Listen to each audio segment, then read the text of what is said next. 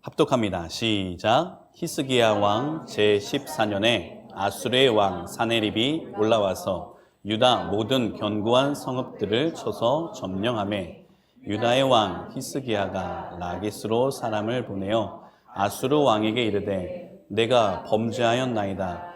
나를 떠나 돌아가소서. 왕이 내게 지우시는 것을 내가 당하리이다 하였더니 아수르 왕이 곧 은 300달란트와 금 30달란트를 정하여 유다 왕 히스기야에게 내게 한지라.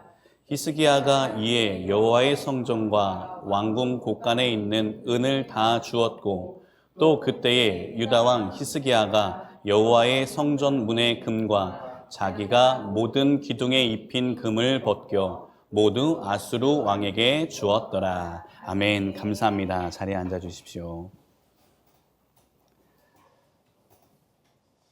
오늘은 확실한 패배 앞에서 하나님께 드린 기도라는 제목으로 함께 은혜를 나누겠습니다. 이미 패배는 예견되어 있습니다. 이 패배로 인하여서 처절히 쓰라린 고통을 이제 준비해야 되는 처절한 상황인 거예요. 단순히 어떤 게임과 어떤 목표에서 떨어지고 졌다는 의미가 아니라 죽음 앞에서입니다. 이제 죽음이 예견되어 있는, 확실히 죽음이 예견되어 있는 그 앞에서 하나님께 드린 기도입니다. 이 기도를 통해서 주님은 어떻게 역사하시는지 우리 함께 오늘 말씀을 보며 살펴보겠습니다. 우리가 읽었던 본문은요, 아수르라는 거대한, 지금의 시리아죠. 예전 고대는 아수르라는 지명입니다. 이 아수르가 예루살렘을 침공한 사건이에요. 역사적으로 봤을 때 주전 722년, BC 722년에 이 아수르라는 나라에 의해서 북이스라엘은 점령당했습니다. 우리나라랑 되게 비슷해요. 이스라엘이 남과 북이 나뉘어져 있는 상태였습니다. 그때만 해도 남과 북이 나눠졌어도 남쪽에서 북쪽을 또는 북쪽에서 남쪽을 그렇게 극심한 서로의 대적으로 생각하지 않았어요.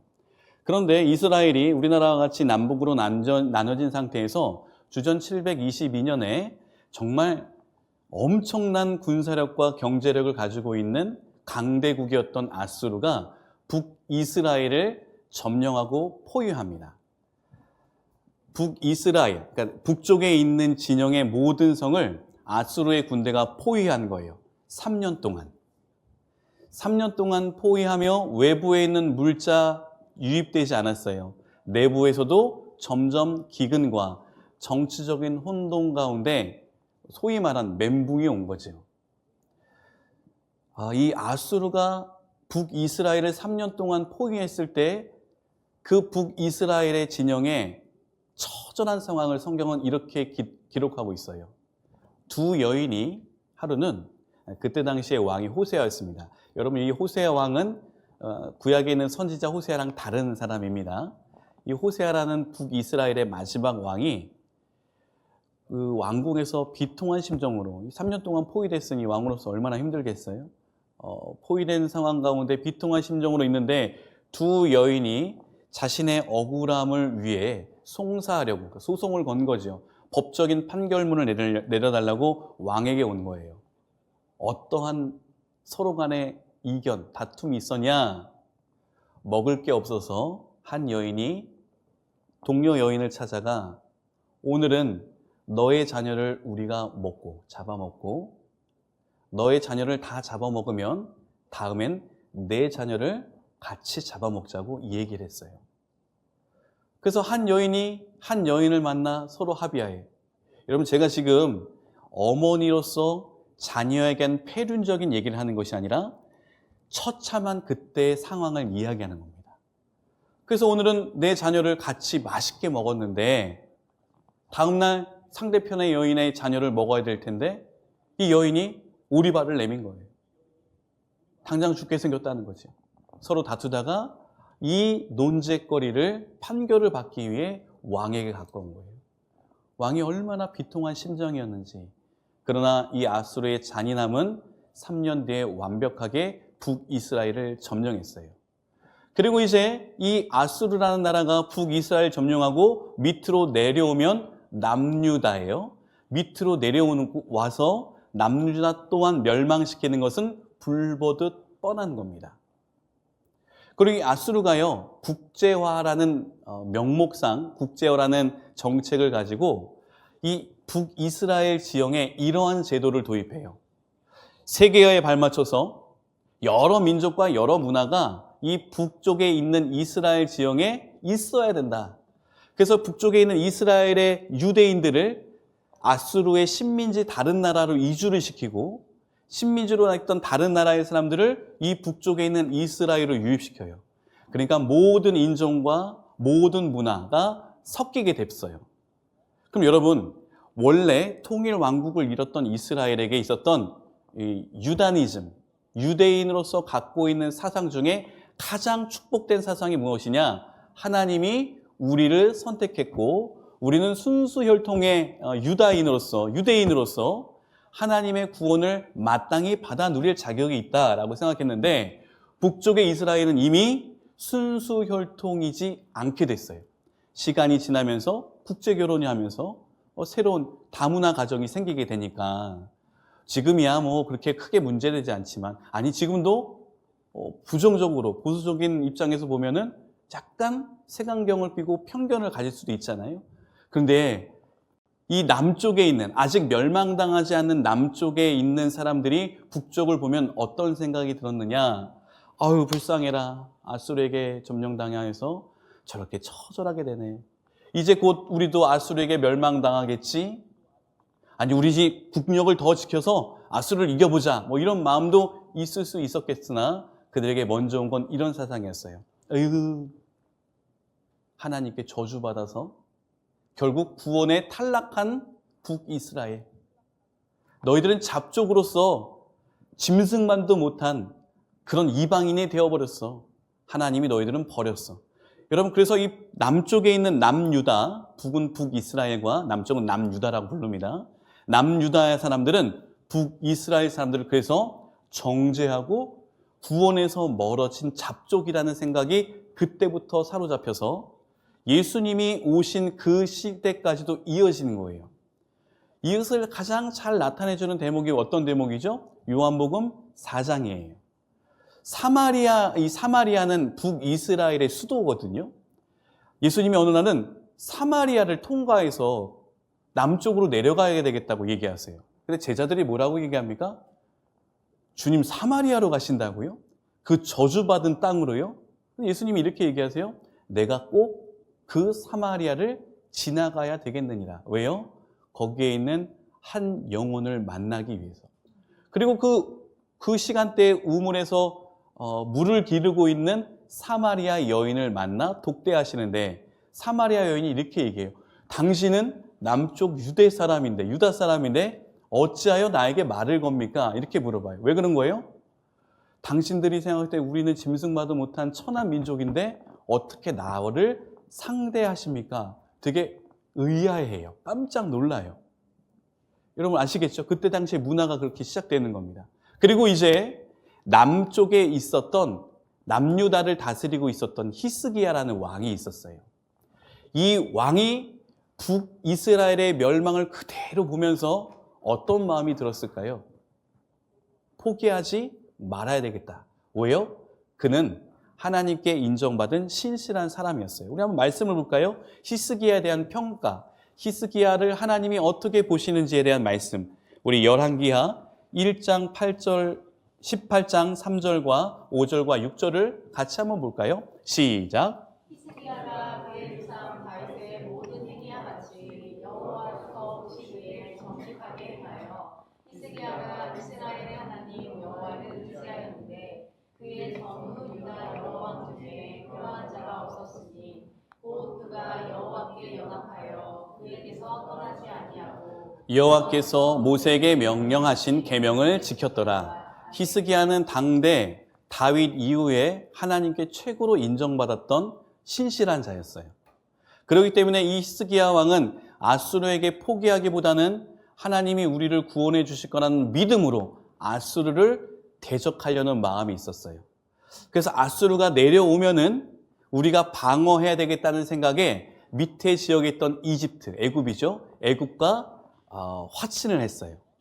애굽도 그때 당시에는 강대국이기 때문에 우리를 좀 보호해 주십시오 하고 애굽에 내려가서 애굽의 바로에게 조공을 바치고 도와달라는 청을 했는데 그 소식을 아수르가 들었어요.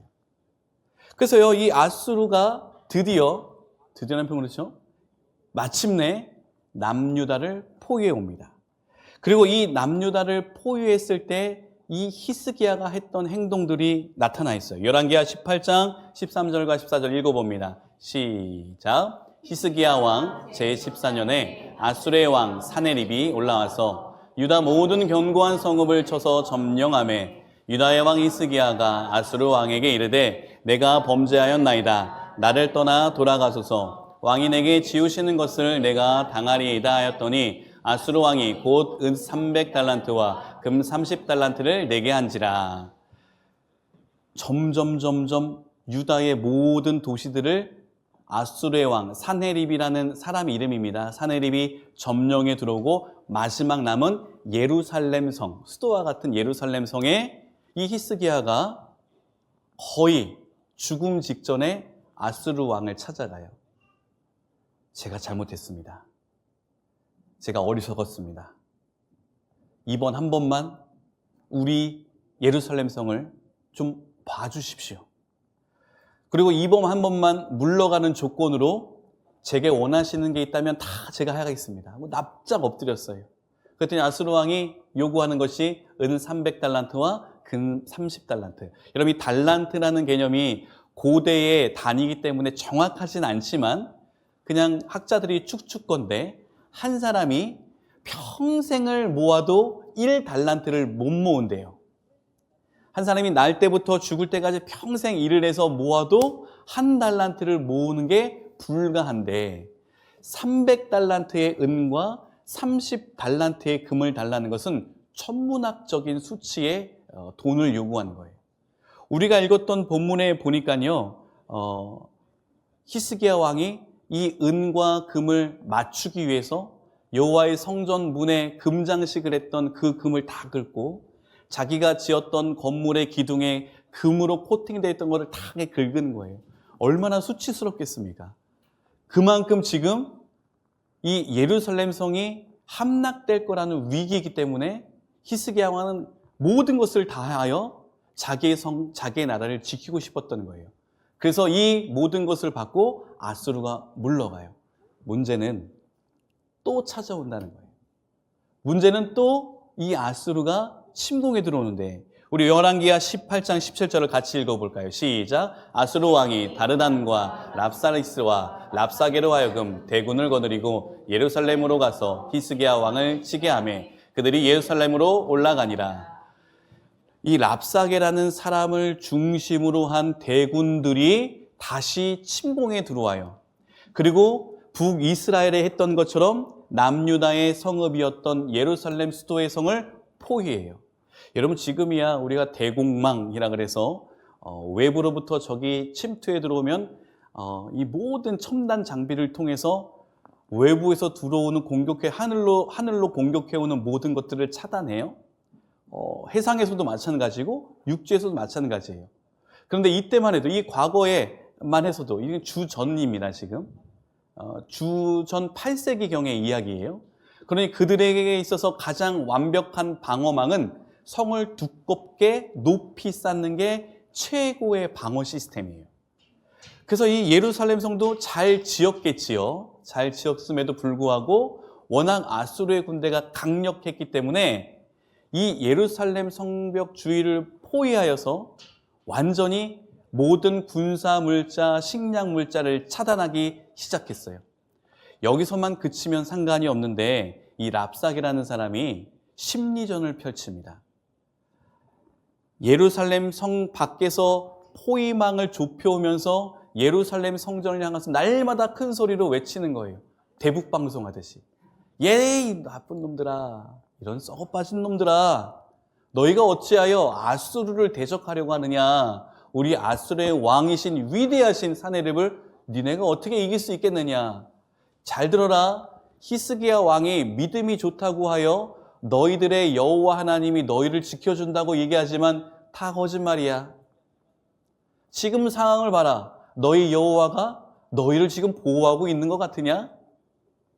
지금 당장이라도 내가 군사 용품을 너희에게 제공해 줄 텐데, 지금으로 하면 뭐 최신식 무기를 너에게 줄 테니 그것을 사용하여 우리를 칠 수 있는 군대가 있는가 봐라. 성경이 이렇게 보여있어요. 내가 말들을 줄 테니까 그 말들을 타고 우리를 대적할 군사들이 있는지 한번 불러봐라, 모집해라, 막 조롱해요.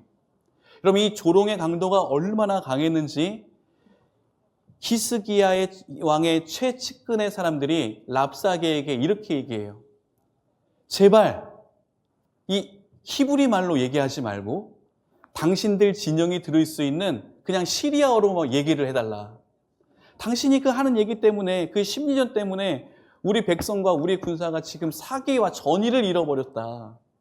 제발 부탁이니 우리나라 말로 하지 말고 너희들의 말만 해라. 그랬더니 사내립이 뭐라고 한 줄 아십니까? 내가 지금 말하는 게 우리 아군에게만 들리게 하려고 하는 게 아니야. 나의 목적은 나의 왕이신 사내립이 너희들이 얼마나 연약한지를 직시하기 위해서 날마다 큰 소리로 너희에게 실질적인 너희의 상황을 알려주는 거예요. 여러분, 우리의 신앙생활이 어떻게 보면요, 실질적인 세상의 잣대와 이성적인 판단으로 보면요, 정말 멍청하고 우매할 때가 한두 번이 아니에요. 우리의 믿음을 보십시오. 우리의 믿음 생활하는 것을 상대 그 세상 사람들이 평가하는 걸 보십시오. 얼마나 우매합니까? 오늘 같은 날은 쉬어야 돼요. 그리고 좌절하고 낭망할 때는 수단과 방법을 따지지 않고 세상의 것들을 붙잡아 타개해 나가야 돼요. 근데 우리는 기도해요. 어떨 때는 저 사람이 정신이 나간 것처럼 큰 문제 앞에서 웃어요. 정신이 나간 거죠. 그리고 세상의 문화를 때로는 거스리는, 그래서 오히려 퇴행하는, 정말 아름답지도 않고 흠모할 만한 것도 없고 가치도 없는 그런 모습으로 살아가는 것이 좋다고 여겨요. 세상은 계속해서 그들의 잣대와 돈과 명예와 이 세상의 엄청난 유혹들로 우리 자신을 조롱하고 평가해요. 뭐 저에게는 이런 유혹들이 올 수 있겠죠. 야, 조그만 교회 담임 목사보다 이렇게 해봐. 야, 지금 너 4명의 자녀를 지금 어떻게 그렇게 하냐. 이렇게 방법대로 해봐. 야, 무슨 올곧게 무슨 정의를 지키냐. 때로는 타협하여서 너의 상황을 조금 더 낫게 해야지. 우리 이 정도의, 우리 아이들은 그럴 수 있어요. 이 정도의 성적으로 네가 어디를 갈 수 있겠냐? 거울을 봐라. 네 모습으로 어떻게 가능하겠냐? 세상은 우리를 계속 비난하며 조롱해요. 괴롭지요. 힘들어요. 랍사게가 지금 그런 상황으로 히스기야와 예루살렘을 비방하고 있습니다. 이때 얼마나 그때의 상황이 처절했는지 나온 본문이 있어요. 랍사게가요, 이렇게 얘기합니다. 성 안에 있는 예루살렘 거민들아, 너의 상황을 봐라. 열왕기하 18장 27절 같이 읽어봅니다. 시작. 성 위에 앉은 사람들도 너희와 함께 자기의 대변을 먹게 하고 자기의 소변을 마시게 하는 것이 아니냐고. 봐봐, 지금 너네 먹을 거 없어가지고, 이런 표현 좀 죄송하죠. 지금 똥오줌 먹을 처지에 있잖아. 똥도 나오면 다행이겠지. 이렇게 비방하는 거예요. 근데 그 비방에 반대할 수 없는 이유가 뭐예요? 진짜거든요. 진짜 뭐 먹었다는 표현이 정확하게 있진 않지만 랍사게가 그렇게 얘기해요. 너네 지금 소변과 대변을 먹고 있잖아. 혹은 먹을 처지에 있잖아. 그런데 여호와 하나님이 너희를 지켜준다고? 지금 지켜준 것 같으냐? 라고 얘기하는 거예요. 여러분, 이 기사가 어떻게 끝날 것 같은가요? 계속해서 말씀을 볼까요? 열왕기하 19장 6절에서 7절을 같이 읽어봅니다. 시작. 이사야가 그들에게 이르되 여호와의 말씀이 너는 아수르 왕의 신복에게 들은 바 나를 모욕하는 말 때문에 두려워하지 말라. 내가 한 영을 그의 속에 두어 그로 소문을 듣고 그의 본국으로 돌아가게 하고 또 그의 본국에서 그에게 팔에 주게 하리라 하느니라. 히스기야가 너무 비통하고 너무 두려워서 그때 당시에 활동했던 우리가 알고 있는 이사야 선지자를 찾아가요. 이사야 선지자가 이 위기 가운데 찾아온 히스기야 왕에게 하나님의 말씀을 대언합니다. 하나님이 이렇게 말씀하십니다. 너는 아수르 왕의 신복들에게 들은 바 나를 모욕하는 말 때문에 두려워하지 말라. 내가 반드시 그들을 칼에 쳐 죽이겠다. 여러분, 이 말을 듣고 히스기야가 다시 심기일전합니다. 그래, 하나님이 나를 도와준다 그랬지. 근데 이 도와준다는 믿음을 갖고 와서 하나님이 실질적으로 한 일들을 체험하게 돼요. 어떤 일을 체험했을까? 열왕기하 19장 35절을 같이 읽어봅니다. 이 이야기의 마지막 결론이에요. 시작. 이 밤에 여호와의 사자가 나와서 아수르 진영에서 군사 18만 5천 명을 친지라. 아침에 일찍 일어나 보니 다 송장이 되었더라. 아멘. 기적과 같은 일이 일어났어요. 바로 오늘 아침부터 저녁까지 비방과 조롱을 일삼았어요. 근데 어느 날 조용한 거예요. 그래서요, 히스기야와 그의 군대 장관들이 성 밖을 나가봤어요. 봤더니 성을 포위하고 있었던 아수르 군대의 18만 5천 명이 다 송장, 죽어 있었다는 거예요. 물러간 거 아니에요? 자고 있었다는 거 아니에요? 다 죽어 있었어요. 어찌 된 일인지는 몰라요. 성경에서 어떻게 된지는 모르지만 분명히 그들을 송장시킨 주어는 여호와였어요. 하나님께서 놀라운 기적을 일으켜 그들을 구원해 주셨는데, 제가 이 설교를 주중 새벽 기도 때 했어요. 아침에 일찍이 이 상황을 목격한 거죠. 그렇다면 오늘 본문의 주된 핵심 내용입니다. 하나님 왜 히스기야를 기적과 같이 도우셨냐는 거예요. 이런 엄청난 기적과 이적이 누구에게나 나타나는 건 아니에요. 왜냐? 누구에게나 나타났다면 북이스라엘은 멸망하지 않았어야 돼요. 그러나 여기서 히스기야에게만 유독 놀라운 구원과 기적을 베푸신 이유는 무엇일까? 성경은 이때 당시에 하나님이 역사하셨던 이유를 이렇게 기록합니다. 우리 말씀을 볼까요? 열왕기하 19장 3절과 4절 같이 읽어봅니다. 시작. 그들이 이사야에게 이르되 히스기야의 말씀이 오늘은 환난과 징벌과 모욕의 날이라. 아이를 낳을 때가 되었으나 해산할 힘이 없도다. 당신은 이 남아있는 자들을 위하여 기도하소서. 아까 좀 전에 히스기야가 이사야를 찾아가서 이 상황을 어떻게 하면 좋겠습니까? 라고 했을 때 두려워하지 말라라고 이사야가 얘기했지요. 그 얘기를 듣고 히스기야는 이렇게 부탁합니다. 이사야 선지자시여, 저희를 위해 기도해 주십시오. 저희는 지금 죽을 위험에, 아니 이미 죽음이 예고되어 있는 상황인데 저희들 위해서 간절히 기도해 주십시오. 이렇게 부탁했어요. 그리고 진영에 돌아왔는데 이 랍사게가 여전히 조롱하는 거예요. 야, 너 이사야한테 갔다 왔다며? 이사야 또 똑같은 말 하지. 여호와가 너희를 도와주겠다고. 지금 왔는데 내가 지금 물러갔냐? 나 지금 살아있다. 우리 지금 18만 5천 명의 대군 한 발짝도 뒤로 움직이지 않고 있다. 언제까지 그렇게 멍청한 사람의 얘기를 듣고 멍청한 신을 의지하여 살겠냐? 지금이라도 듣지 않았으니 나의 주 나의 왕 사네립에게 무릎을 꿇어라. 이 얘기를 아수르의 사네립 왕의 최측근이었던 군사 이 랍사게가 조서를 써서 예루살렘 성에 있는 히스기야에게 전달한 거예요. 여러분, 이사야의 말을 들었어요. 반드시 하나님이 도와주신대요. 이 기대와 흥분을 가지고 예루살렘 성에 딱 왔는데 한 신하가 왕이시여, 랍사게가 이러한 조서를 왕에게 전달했습니다. 라고 폈더니 그런 내용이었어요. 말이 되냐?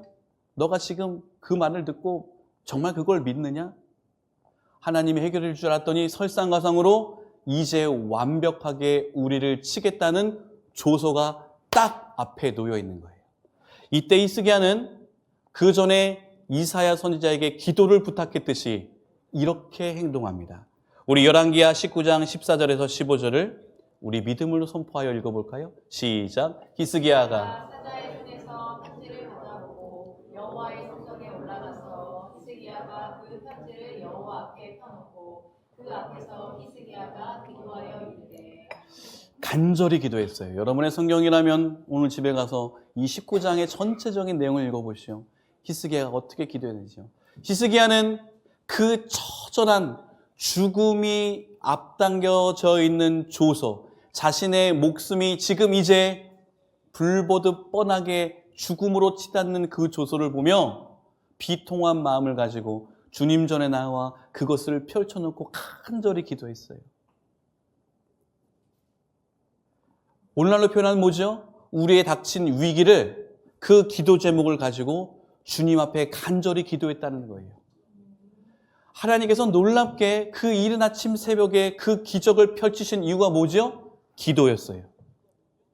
이사야 선지자의 기도와 그 문제를 직면한 이 남유다 왕이었던 예루살렘 성전에 있었던 히스기야의 기도.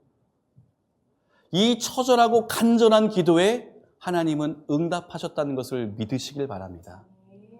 저는 새벽에 이 설교를 우리 성도님들과 나누면서 이러한 얘기를 했어요.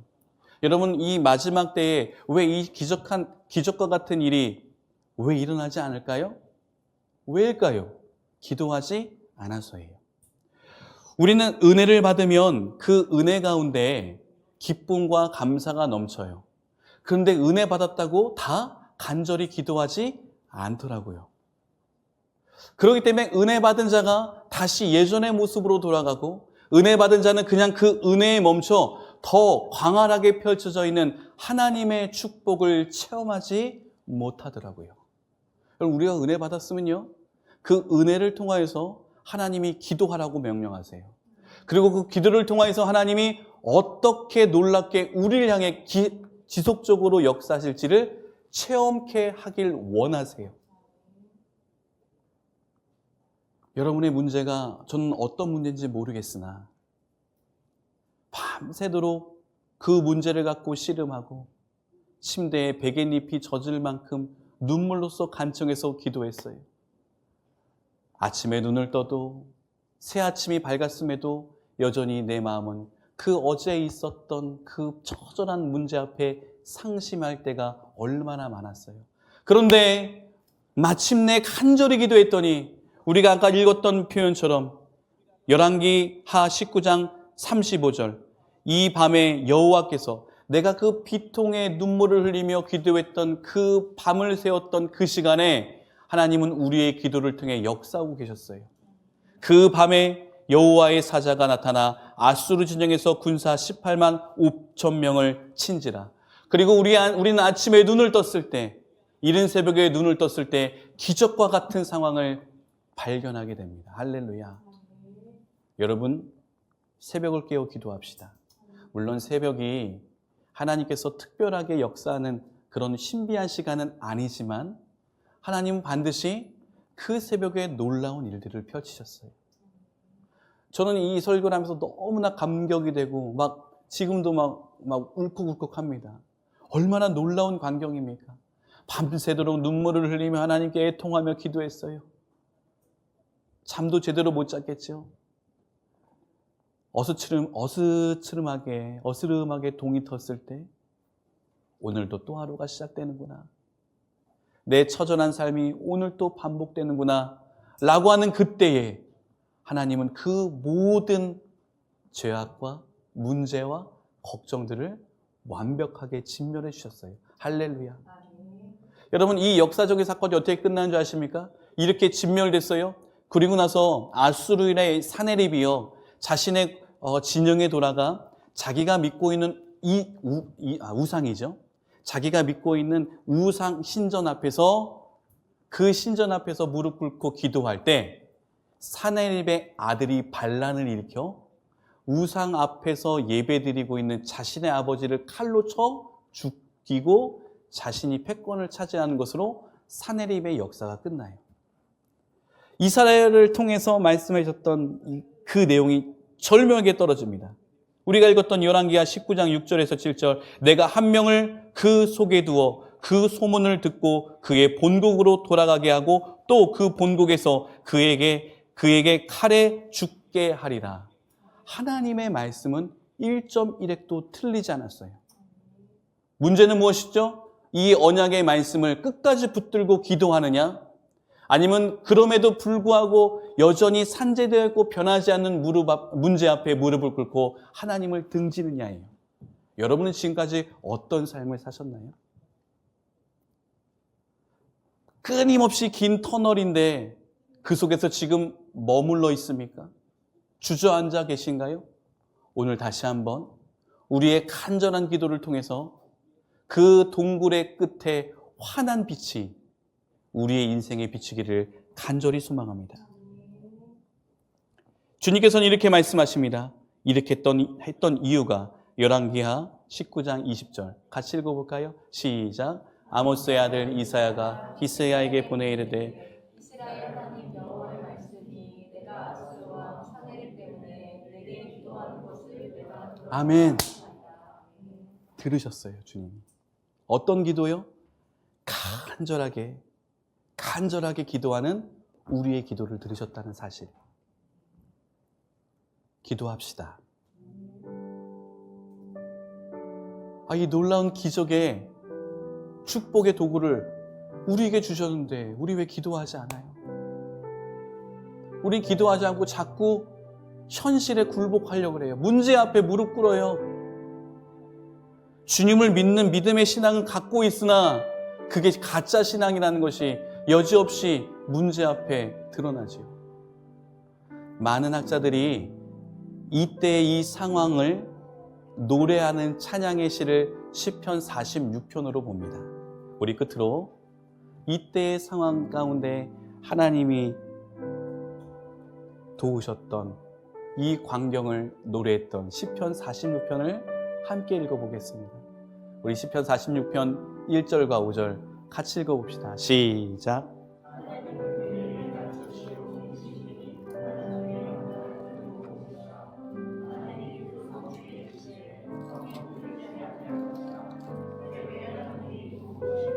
아멘.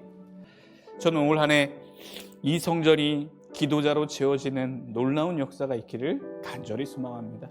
우리 두 눈을 감고 결단합시다. 하나님, 기도하지 않았던 나의 불순종을 용서하시고 이젠 정말 신실하게 히스기야처럼 내 문제를 내 스스로 세상의 방법으로 해결하거나 삭히는 것이 아니라 반드시 주님께 해결받기 위하여서 기도하게 하여 주시옵소서. 우리 간절한 마음으로 자신을 위해서, 우리 자녀들을 위해서 기도하며 나아가겠습니다. 기도합시다. 사랑의 하나님, 오늘 이 놀라운 기적과 이적, 아침 일찍 이 18만 5천 명이라는 군사가 살아있었던 그 군사들이 죽어있는 죽음의 송장이 되어있던 이 놀라운 기적과 이적이 우리 자녀들과 우리 교회와 우리 공동체에 일어나길 간절히 소망합니다. 아버지 하나님, 우리 한빛교회가 기도로 깨어있는 교회가 되게 하여 주시옵소서. 우리 믿음의 부모들이 자녀를 위해서 믿음으로 기도하는 부모가 되게 하여 주시옵소서. 우리 어머니의 눈물의 기도, 우리 아버지의 눈물의 기도가 우리 교회와 우리 자녀를 반드시 놀라운 주님의 기적을 맛볼 수 있는 비결임을 깨닫고 기도하는 부모가 되게 하시고, 또한 다니엘처럼 우리 자녀들도 기도하는 자녀가 되게 하여 주시옵소서. 하나님, 우리 자녀들이 세상을 기웃거리며 사단과 마귀의 종과 노예로서 전락하는 자녀가 아니라 하나님께 기도함으로 말미암아 주의 큰 튼튼한 군사가 되길 소망합니다. 주님, 우리 자녀들을 기도의 자녀로 성장시켜 주시옵소서. 저들이 주님 앞에 무릎 꿇고 기도하는 자녀가 되길 소망합니다. 그리하여 저들을 통하여서 이 나라 민족이 하나님을 경외하게 하시고 세상과 방법이 아닌 주님의 방법으로 우리 아이들이 이 세상 가운데 위대하게 쓰임받기를 소망합니다. 주여, 우리 자녀들이 무릎을 꿇고 기도하게 하여 주시사 이 기도로 말미암아 주님께 놀랍게 쓰임받으며 세상 가운데 그 세상에 우리 자녀들을 섬기는 이런 놀라운 역사 있게 하여 주시옵소서. 이제 더 이상 우리를 수치스럽게 하며 우리를 공포스럽게 했던 그 모든 문제들 이제는 나사렛 예수 그리스도의 이름으로 물리쳐 승리케 하시고 우리의 궁핍함을 아시오니 주여 채워주시옵소서. 주님 이기게 하여 주시옵소서. 늘 주님 바라보며 나아가게 하여 주시옵소서. 언제나 주님을 의지합니다. 주 안에 있는 나에게 다른 근심이 있으랴.